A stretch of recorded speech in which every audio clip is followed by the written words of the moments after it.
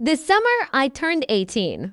I learned about love and loss in the same week. His name was Mark, and he was my best friend since childhood. We had shared everything: playground secrets, first heartbreaks, and dreams of the future. But his dream was taking him away to a university across the ocean. On our last evening together, sitting on the old pier that had been our secret place since we were kids, he made me a promise. "Sarah," he said, his voice serious in the twilight, "no matter where we are, no matter what happens, let's meet here. Exactly 10 years from today, right on this spot." Tears filled my eyes, but I nodded. "I'll be here," I whispered. The first years were hard. We wrote long emails, trying to bridge the distance. But time zones and new lives slowly pulled us apart. The emails became shorter, less frequent. I heard he had a girlfriend.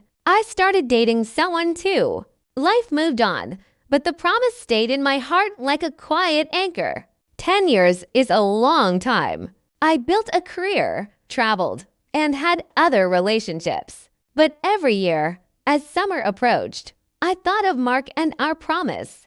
Part of me wondered if he even remembered. Maybe he thought it was a silly teenage vow. The 10th year arrived. On the day of the promise, my hands were shaking. What if he didn't come? What if he did? I almost didn't go.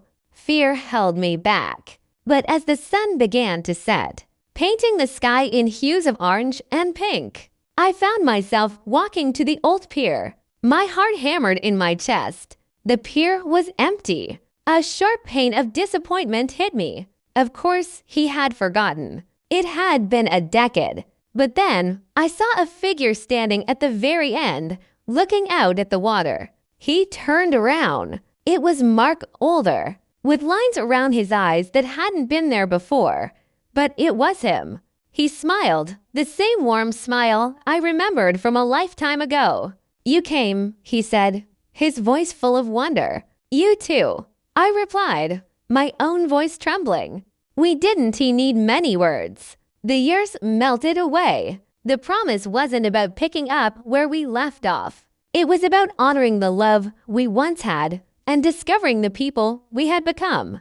Sometimes the most powerful love stories aren't about dramatic twists, but about keeping a simple promise made under a summer sky and finding your way back home.